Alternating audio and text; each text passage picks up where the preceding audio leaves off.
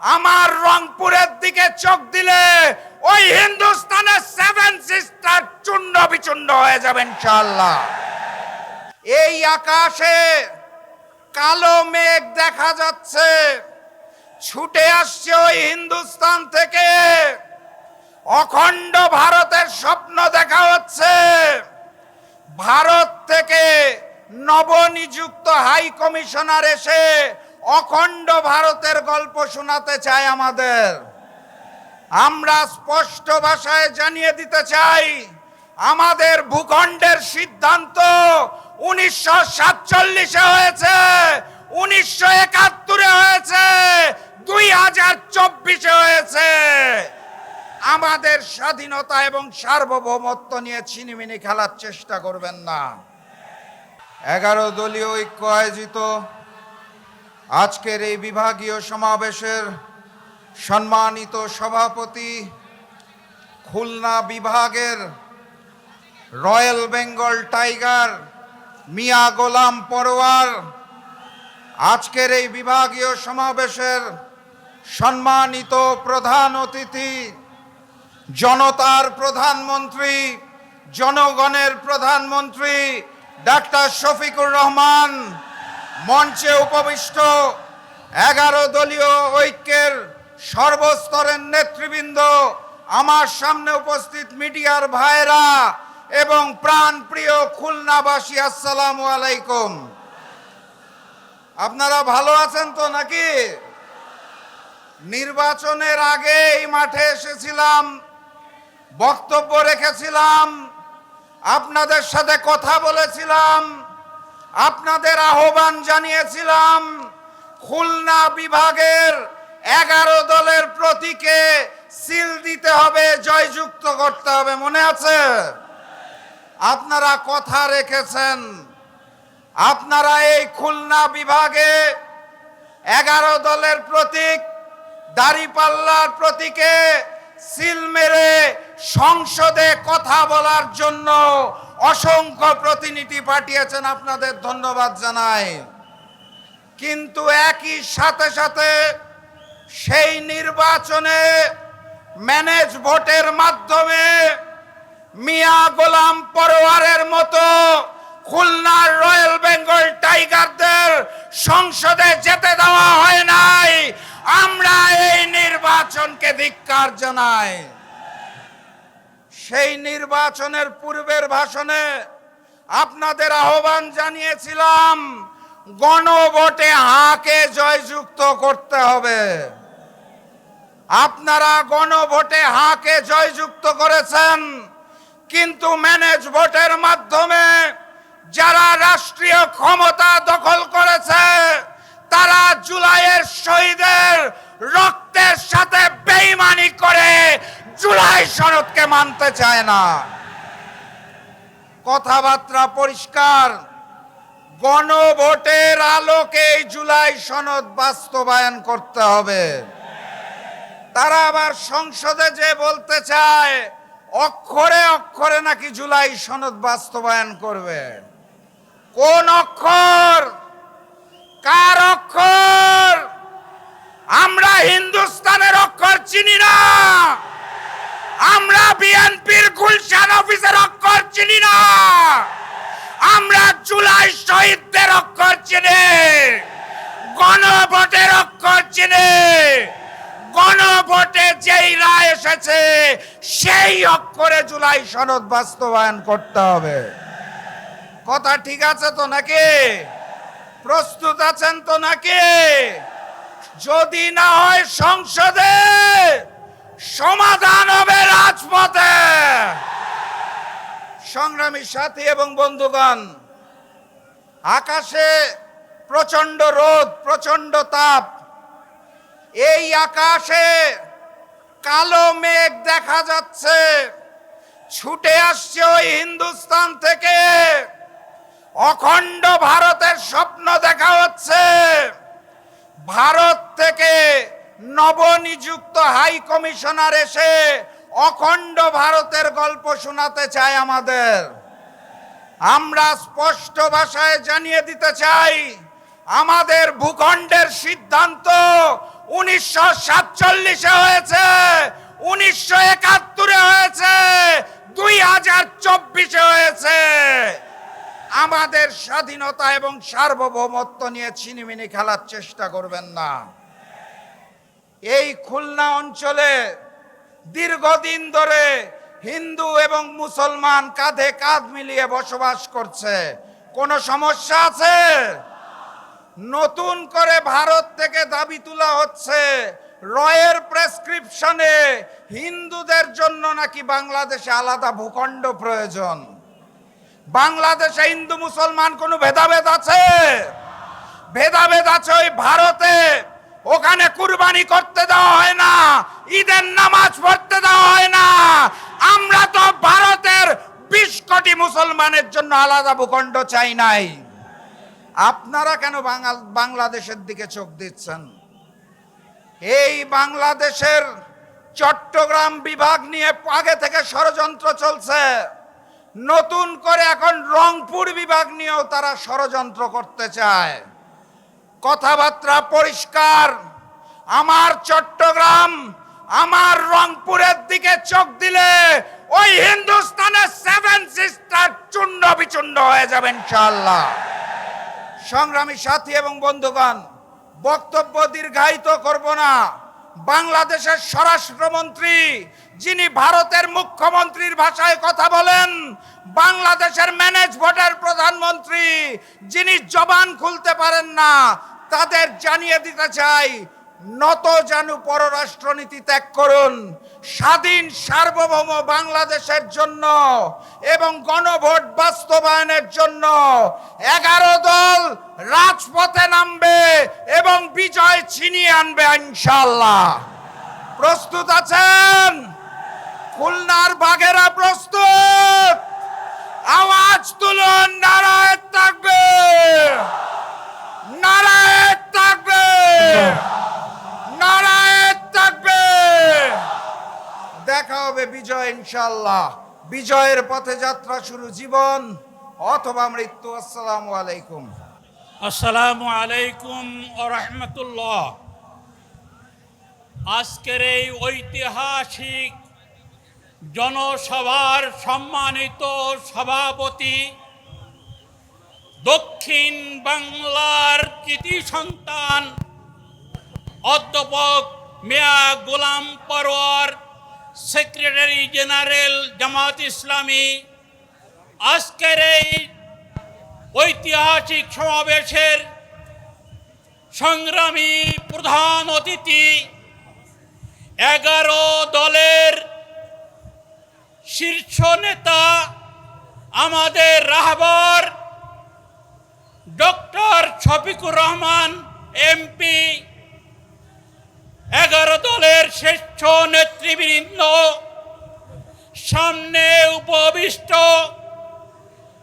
হযরত খান জাহান আলী রহমাহুল্লাহর উত্তরসূরি মর্দে মুজাহিদ খুলনাবাসী, আপনারা কি ঘুমিয়ে আছেন? তাহলে সুন্দরবনের ব্যাঘ্রের মতো গর্জন দিয়ে বলেন, এদেশে কোনো ফ্যাসিবাদ চলবে না। আমরা প্রধান অতিথি সহ শীর্ষ নেতাদের বলবো, আপনাদের হাতে 24-এর শহীদের রক্ত ভেজা পতাকা তুলে দেওয়া হয়েছে। আপনারা গণভোটের রায় বাস্তবায়ন করার জন্য আপনারা কঠিন কর্মসূচি ঘোষণা করেন। বাংলার জনগণ আপনাদের সাথে আছে। আপনাদেরকে খুলনা জেলা জামাতের পক্ষ থেকে অভিনন্দন জানিয়ে আমার বক্তব্য শেষ করছি। আল্লাহ হাফেজ। আসসালামু আলাইকুম ওয়া রাহমাতুল্লাহ। নাহমাদুহু ওয়া নুসাল্লি আলা রাসূলিহিল কারীম। সম্মানিত সভাপতি, মঞ্চে উপবিষ্ট প্রধান অতিথি, বিশেষ অতিথিবৃন্দ, সমবেত খুলনাবাসী, আসসালামু আলাইকুম ওয়া রাহমাতুল্লাহ। প্রিয় ভাইরা আমার, আমাদের এই জনপদে রাজনৈতিক ইতিহাস বারবার ফিরে আসে। 1969 গণঅভ্যুত্থানে আইয়ুব শাহের পতন হয়েছিল, 1990 সালে এরশাদের পতন, আর 2024-এর 5 আগস্টে শেখ হাসিনার পতন হয়েছিল এই গণঅভ্যুত্থানে। প্রিয় ভাইরা আমার, আমরা তত্ত্বাবধায়ক সরকারের আন্দোলন করেছিলাম। বিএনপি তখন বলতো যে এটা শিশু আর পাগল ছাড়া আর কেউ নিরপেক্ষ লোক হয় না। 96 সালে তারা এই বিল পাশ করে তারপর পদত্যাগ করতে বাধ্য হয়েছিল। সম্মানিত ভাইয়েরা আমার, আমরা যে গণভোটের রায়ের জন্য যে আন্দোলন করছি, ইনশাল্লাহ আগামী দিনে এই আন্দোলন এমন তুঙ্গে নিতে হবে যেন বিএনপি এই জনগণের 70% জনগণের রায় বাস্তবায়ন করতে বাধ্য হয়। সেই গণ আন্দোলন গড়ে তোলার আহ্বান জানিয়ে আমি আমার বক্তব্য শেষ করছি। আসসালামু আলাইকুম ওয়া রাহমাতুল্লাহি ওয়া বারাকাতুহু। নাহমাদুহু ওয়া নুসাল্লি আলা রাসূলিহিল কারীম, আম্মা বাদ। আজকের এই 11 দলীয় ঐক্য আয়োজিত খুলনা বিভাগীয় মহাসমাবেশের জনাব সভাপতি, বাংলাদেশ জামাত ইসলামীর সম্মানিত সেক্রেটারি জেনারেল, জননেতা, সাবেক এমপি জনাব অধ্যাপক মিয়া গোলাম পরোয়ার সাহেব সহ সম্মানিত প্রধান অতিথি এবং 11 ঐক্য দলের জোটের সম্মানিত নেতৃবৃন্দ ও সম্মানিত খুলনা বিভাগীয় অধিবাসীবৃন্দ, সম্মানিত ভাইরা, বিএনপি পার্লামেন্টে বলছে যে গণভোটে যে আমরা রায় দিয়েছিলাম, আমরা নাকি না জেনে না বুঝে রায় দিয়েছিলাম। জনগণ বোঝে নাই, না জেনে না বুঝে সংবিধান সংস্কারে রায় দিয়েছে। আমি জিজ্ঞেস করতে চাই, 70% জনগণ সংবিধান সংস্কারের জন্য যে রায় দিয়েছে তার ভিতরে আপনারা কি না জেনে না বুঝে রায় দিয়েছিলেন? অতএব তারা বলতে চায় এদেশের জনগণ বোকা আর আমরা হলাম জ্ঞানী, জনগণ না জেনে না বুঝেই তারা রায় দিয়েছে। বন্ধুগণ, জনগণ যে রায় দিয়েছে, 70% জনগণের এই রায় তোমাদেরকে মেনে নিতেই হবে। এই রায় মেনে না নিলে আগের যারা তাদের যে পরিণতি হয়েছে সেই একই পরিণতি ভোগ করতে হবে।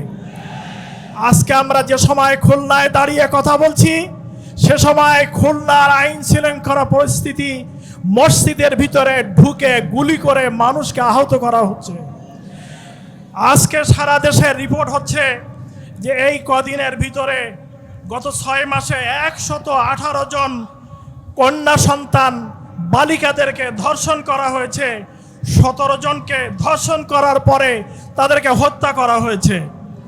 পত্রিকা রিপোর্ট হলো এই 1 বছরের ভিতরে সুইস ব্যাংকে যে টাকা জমা হয়েছে তার পরিমাণ হলো 12,763 কোটি টাকা। এই টাকা কারা বিদেশে পাঠাচ্ছে তাদের নাম প্রকাশ করুন।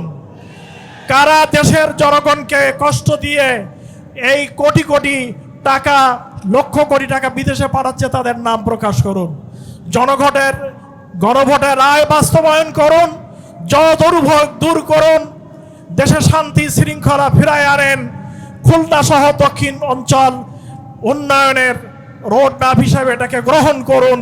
এই দাবি জানিয়ে আমি আমার বক্তব্য শেষ করছি। আসসালামু আলাইকুম ওয়া রাহমাতুল্লাহি ওয়া বারাকাতুহু।